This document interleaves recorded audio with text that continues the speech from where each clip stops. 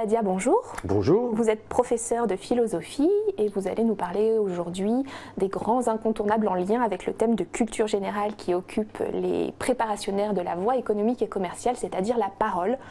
Quels sont les textes, les auteurs à côté desquels il ne faut pas passer? Eh bien, moi, je dirais d'abord Platon. Platon, en particulier, à travers un dialogue qui est celui du Cratyle.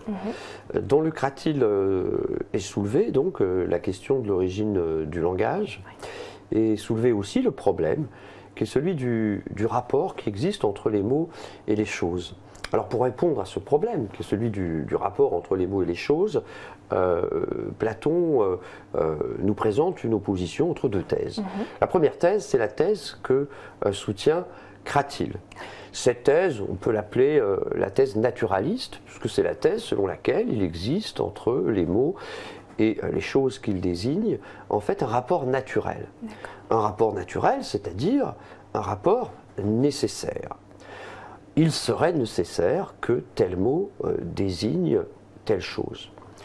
Or, on voit bien que cette thèse pose problème, puisque le chien, par exemple, est désigné par le mot chien en France, et qu'il est désigné en Angleterre par le mot dog, en Allemagne par le mot Hund, etc., etc.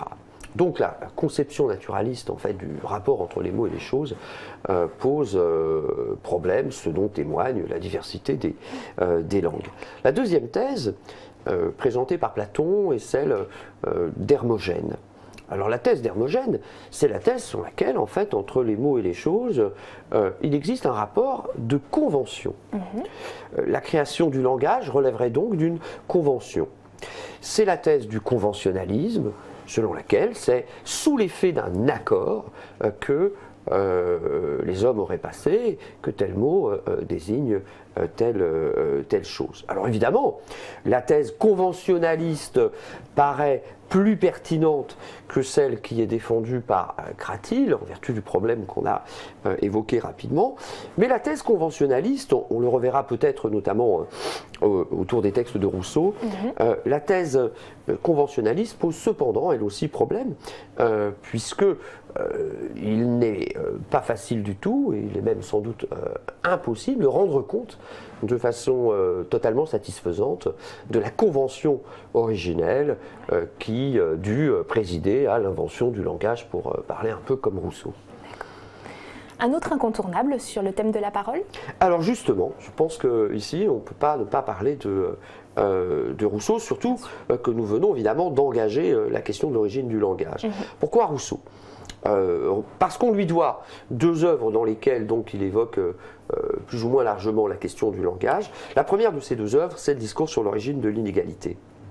Dans le discours sur l'origine de l'inégalité, Rousseau donc, traite la question de l'origine du langage. Cette question de l'origine du langage, pour Rousseau, elle soulève trois difficultés. Première difficulté, c'est celle qui touche la question de savoir quel type de besoin a rendu nécessaire l'invention de la parole. En effet, dans l'état de nature, l'homme, qui n'y a, selon Rousseau, que des besoins très limités, les satisfait sans avoir besoin de communiquer. Doit-on alors imaginer que les langues sont apparues dans le cadre de la famille? Ou bien alors, faut-il imaginer que la parole est liée à la socialisation de l'homme? Autant de questions qui constituent cette première difficulté.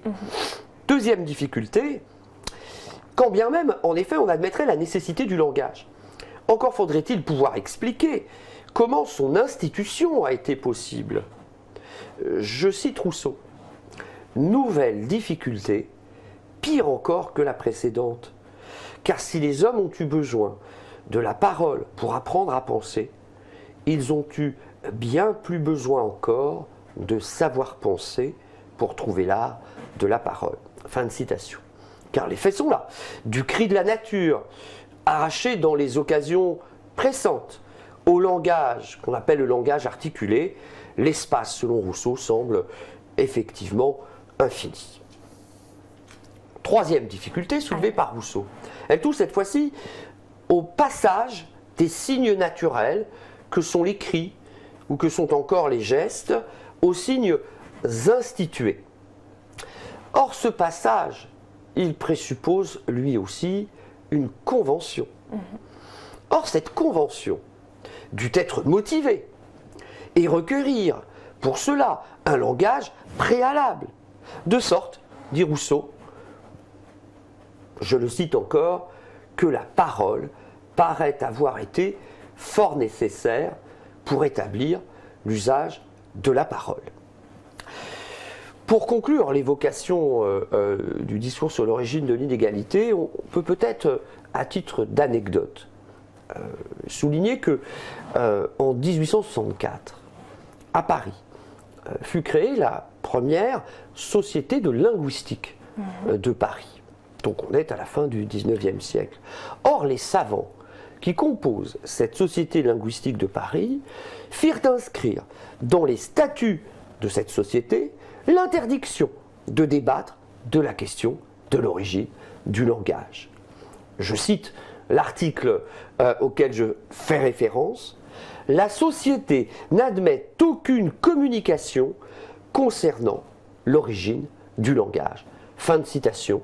Et il faudra attendre un siècle exactement, il faudra attendre 1964 pour que la Société de linguistique de Paris fasse disparaître de ses statuts l'article que je viens de vous citer. Une dernière référence de Rousseau peut-être encore? Oui, l'essai sur l'origine des langues que Rousseau publie plus tardivement que le discours sur l'origine de l'inégalité. Il le publie en 1781. Ce texte est intéressant parce qu'on y trouve des réflexions tout à fait passionnantes concernant, encore une fois, la question de l'origine des langues. Alors, on y trouve, les étudiants le savent peut-être déjà, le rejet de la thèse défendue par Lucrèce au 1er siècle avant Jésus-Christ, dans le De Natura Rerum. Lucrèce, en effet, défendait la thèse selon laquelle c'est pour exprimer ses besoins naturels que l'homme inventa le langage.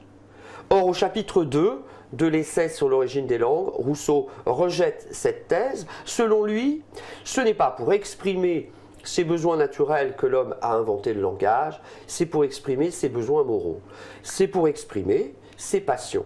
Car il serait absurde, je cite Rousseau, que de la cause qui les écarte, il pense aux besoins naturels, vint le moyen qui les unit, c'est-à-dire le langage. C'est donc bien pour exprimer des passions, et c'est donc bien dans l'ordre même de la constitution des sociétés humaines que apparut le langage. Il est de convention de remercier son invité, alors merci à vous Claude Obadia. Merci de votre attention.